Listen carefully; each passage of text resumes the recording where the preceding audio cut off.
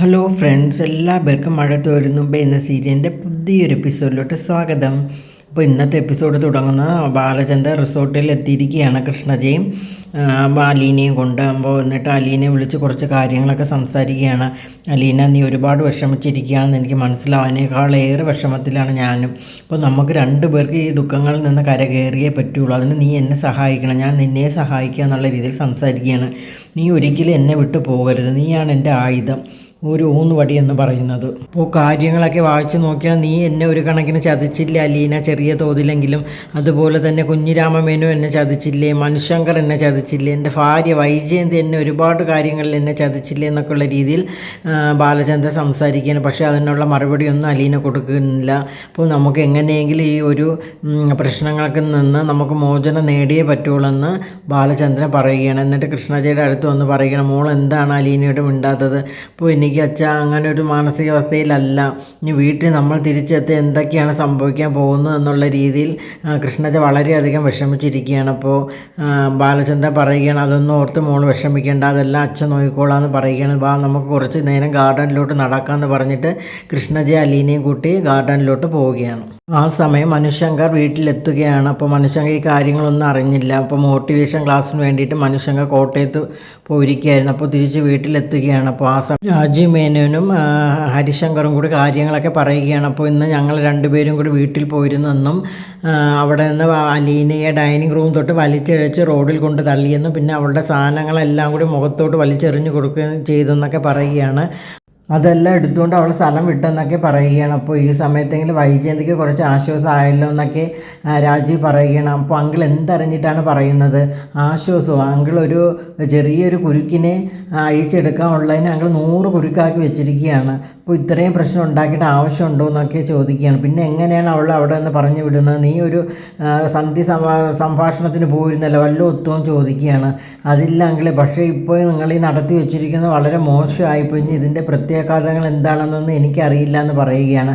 അങ്കിളിന് തിരിച്ച് സിംഗപ്പൂരിലോട്ട് പോകണ്ടേ എന്നുള്ള രീതിയിലൊക്കെ സംസാരിക്കുകയാണ്. പിന്നെ അലീനെ പടി തള്ളിയെന്ന് നിങ്ങൾ പറഞ്ഞില്ലേ, അവൾ തിരിച്ചു വരുമെന്നുള്ള രീതിയിലും മനുശങ്കർ സംസാരിക്കണം. എന്നിട്ട് മനു റൂമിലോട്ട് കയറി പോവുകയാണ്. അപ്പോൾ മനു വളരെയധികം അസ്വസ്ഥനാണ്. അപ്പോൾ ഇങ്ങനെയൊന്നും സംഭവിക്കുന്നത് മനു ഒരിക്കലും വിചാരിച്ചില്ല. അലീനയ്ക്ക് ഈ ഗതി വന്നല്ലോ എന്നുള്ള രീതിയിൽ മനു വിഷമിച്ചിരിക്കുകയാണ്. എന്നിട്ട് ഫോണെടുത്ത് മുത്തശ്ശി വിളിക്കുകയാണ്. എന്നിട്ട് കാര്യങ്ങളൊക്കെ ചോദിക്കുകയാണ്. അപ്പോൾ മുത്തശ്ശി അങ്ങും ഇങ്ങും തൊടാതൊക്കെ കാര്യങ്ങൾ പറയുകയാണ്. അപ്പോൾ അലീനെ ഇവിടെ നിന്ന് പറഞ്ഞു വിട്ടെന്നും ബാലചന്ദ്രൻ അതിൻ്റെ പുറകെ പോയിട്ടുണ്ടോ എന്നൊക്കെ പറയുകയാണ്. അപ്പോൾ അതൊക്കെ കേട്ടിട്ട് മനു വളരെ അസ്വസ്ഥനാവണം. ഇനി എന്തെല്ലാം പ്രശ്നങ്ങളാണ് ഉണ്ടാകുന്നതെന്ന് മുത്തശ്ശിക്ക് അറിയാമോ എന്ന് ചോദിക്കാൻ. മോനെ, ഞാൻ എന്ത് ചെയ്യാനാണ്, ഞാൻ ഇവിടെ റൂമിൽ ഇരിക്കുകയില്ല, അവരെല്ലാവരും കൂടെ അല്ലേ ഇങ്ങനെ ചെയ്തതെന്നൊക്കെ മുത്തശ്ശി മനുവിനോട് പറയുകയാണ്. അപ്പോൾ അതൊക്കെ കഴിഞ്ഞിട്ട് കുറച്ച് നേരം കഴിഞ്ഞ് മുത്തശ്ശിയുടെ അടുത്തേക്ക് വൈജയന്തി വരികയാണ്. മരുന്നൊക്കെ എടുത്ത് കൊടുക്കുകയാണ്.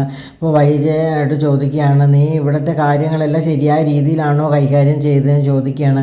ഞാൻ ചെയ്തതിൽ എന്താണ് തെറ്റ്? എൻ്റെ വീട് ഭരിക്കാൻ ഒരുത്തിയോട് നോക്കണ്ട, അതിന് ഞാൻ ഇവിടെ ഉണ്ടെന്നൊക്കെ പറയുകയാണ്. അപ്പോൾ നീ എന്തായാലും അവളെ അടിച്ചെടുത്ത് കളഞ്ഞു, അപ്പോൾ അതിന് രാജീവിനെ കൂട്ടുപിടിക്കേണ്ട ആവശ്യം ഉണ്ടായിരുന്നു. അപ്പോൾ ബാലചന്ദ്രൻ്റെ മുമ്പിൽ അത് മോശമല്ലോ, നിൻ്റെ ഒരു സഹോദരനെ കൊണ്ടുവന്ന് ഇങ്ങനെ ഗുണ്ടായുസം കാണിക്കുന്നത്. അപ്പോൾ ആ ആരാണ്? അമ്മയുടെ മകൻ തന്നെ ഇല്ലേ, എൻ്റെ സഹോദരൻ തന്നെ ഇല്ലേ, പിന്നെ എന്തിനാണ്? ഞാൻ അങ്ങനെ ഉദ്ദേശിച്ചല്ല പറഞ്ഞതെന്നൊക്കെ മുത്തശ്ശി പറയുകയാണ്.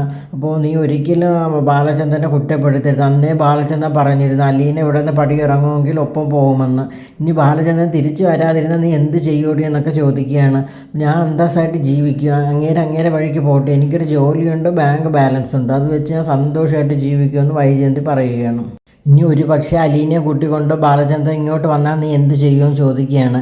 ഇങ്ങോട്ട് വരട്ടെ, അപ്പോൾ ഞാൻ അതിനുള്ള മറുപടി കൊടുക്കാമെന്ന് പറയുകയാണ്.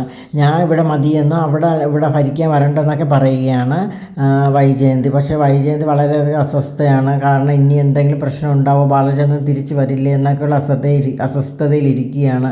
അപ്പോൾ എന്നിട്ട് മുത്തശ്ശിയോട് പറയുകയാണ്, ഞാൻ ഇപ്പോൾ പോവുകയാണ്, എനിക്കെല്ലാം കൂടെ കേട്ട് ഭ്രാന്ത് പിടിക്കുന്നു എന്ന് പറഞ്ഞിട്ട് റൂമിൽ നിന്ന് വെളിയിലോട്ട് ഇറങ്ങി പോവുകയാണ്. എന്നിട്ട് രാജീവിനെ വിളിച്ച് കാര്യങ്ങളൊക്കെ പറയുകയാണ്. ഇനി ബാലചന്ദ്രൻ വരാതിരിക്കുമോ, സമയം 9 മണി ആയില്ലേ, കൃഷ്ണജ മോളും കൂടെയുണ്ട്, എന്താണ് സംഭവിച്ചത് എനിക്കറിയില്ല, ആകെ ടെൻഷനാവുന്നു എന്നൊക്കെ വൈജയന്തി പറയുകയാണ്. അപ്പോൾ രാജീവ് പറയുകയാണ്, നീ ടെൻഷനൊന്നും ആവണ്ട, കാര്യങ്ങളൊക്കെ അതിൻ്റേതായ മുറയ്ക്ക് പൊയ്ക്കോളൂന്ന്, അയാൾ കുറച്ച് കഴിഞ്ഞ് വരുമെന്നൊക്കെ പറഞ്ഞ് വൈജയന്തി സമാധാനിക്കുകയാണ്.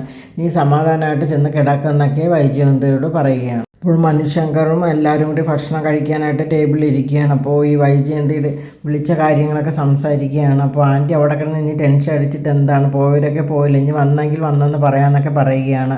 അപ്പോൾ ഹരിശങ്കർ പറയുകയാണ്, എൻ്റെ ഒരു ഊഹ ശരിയാണെങ്കിൽ അങ്കിൾ അലീനയും കൊണ്ട് ചിലപ്പോൾ ഏതെങ്കിലും റിസോർട്ട് ബുക്ക് ചെയ്ത് കാണുമെന്ന് പറയുകയാണ്. അപ്പോൾ നിനക്കെങ്ങനെ അത് മനസ്സിലായെന്ന് മനു ചോദിക്കുകയാണ്. അല്ല ഒരു ലൈന് കാണുമ്പോൾ നമുക്ക് മനസ്സിലാവുമല്ലോ എന്നുള്ള രീതിയിലൊക്കെ ഹരിശങ്കർ പറയുകയാണ്. റിസോർട്ട് ആണെങ്കിൽ എവിടെയാണെങ്കിലും കുറേ ഗുണ്ടകളെ കൊണ്ട് അയാളെ പിടിച്ചെടുക്കുകയാണ് വേണ്ടതെന്ന് പറയുകയാണ്. എന്നിട്ട് വീട്ടിൽ കൊണ്ടുപോയി പൂട്ടിയിടണം, വേണമെങ്കിൽ ഒരു ചങ്ങലയും കൂടി ഇടാനായിട്ട് മനു കളിയാക്കി പറയുകയാണ്. അപ്പോൾ കമല പറയുകയാണ് അതാണ് ശരിയെന്നും പറയുകയാണ്. അപ്പോൾ മനു ചോദിക്കുകയാണ്, അമ്മയ്ക്ക് വല്ല വിവരമുണ്ടോ, അങ്കിളിനെ ചങ്ങലൊക്കെ ഇട്ടാലും അവിടെ കിടക്കുമോ, അങ്കിളിന് എന്താ ബുദ്ധിയില്ലേ, പോലീസെ വിളിച്ച് വരുത്തി എല്ലാ പ്രശ്നങ്ങളും അവതരിപ്പിക്കില്ലേ, അങ്കിൾ നിന്ന് തിരിച്ച് സിംഗപ്പൂരിന് പോകണ്ടേ, അവിടുത്തെ ജോലി റിസൈൻ ചെയ്തിട്ടാണോ ഇങ്ങോട്ട് വന്നതൊക്കെ ഉള്ള രീതിയിൽ സംസാരിക്കുകയാണ്. അപ്പോൾ രാജു തന്നെ പറയുകയാണ്, ഞാൻ എന്തായാലും ഫ്രണ്ട് നിന്ന് കളിക്കില്ല, ഞാൻ ബാക്കിൽ നിൽക്കത്തേ ഉള്ളൂ, അങ്കിൾ എവിടെ നിന്നാലും ജയിക്കുന്ന അങ്കിളാണല്ലോ, അങ്കിൾ മര്യാദയ്ക്ക് ഇരിക്കുക, ഞാൻ പറയുന്നതെന്ന് കുഞ്ഞൊരു പ്രശ്നത്തിന് പോകണ്ട, ഞാൻ ഒരു അന്വേഷണം നടത്തട്ടെ എന്നുള്ള രീതിയിൽ മനു പറയുകയാണ്. അപ്പോൾ ഇനി എന്ത് അന്വേഷണം നടത്തിയാലും ശരി തന്നെ, ബാലചന്ദ്രൻ്റെ രീതിയിൽ പോയാൽ കൊള്ളാമെന്നൊക്കെ പറയുകയാണ്.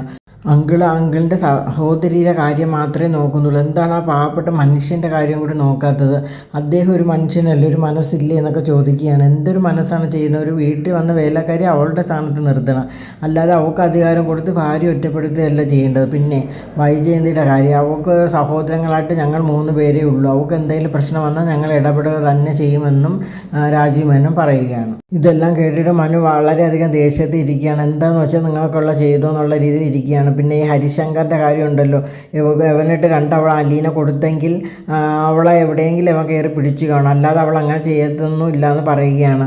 പിന്നെ അലീനൊരു പരാതി കൊടുക്കണമെങ്കിൽ അവൻ നാളെ തന്നെ അറസ്റ്റ് ആവുകയും ചെയ്യും. അപ്പോൾ ഇതൊക്കെ കേൾക്കുമ്പോൾ ഹരിശങ്കർ പേടിക്കുകയാണ്.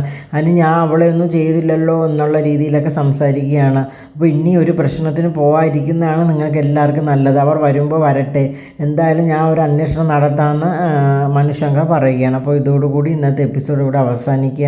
അപ്പോൾ നിങ്ങൾക്ക് എൻ്റെ വീഡിയോസൊക്കെ ഇഷ്ടമാണെങ്കിൽ എൻ്റെ ചാനൽ ഒന്ന് സബ്സ്ക്രൈബ് ചെയ്യുക, അതോടൊപ്പം തന്നെ ലൈക്ക് ചെയ്യുക, ഷെയർ ചെയ്യുക, നിങ്ങളുടെ വിലയേറിയ അഭിപ്രായങ്ങളൊക്കെ അറിയിക്കുക. താങ്ക്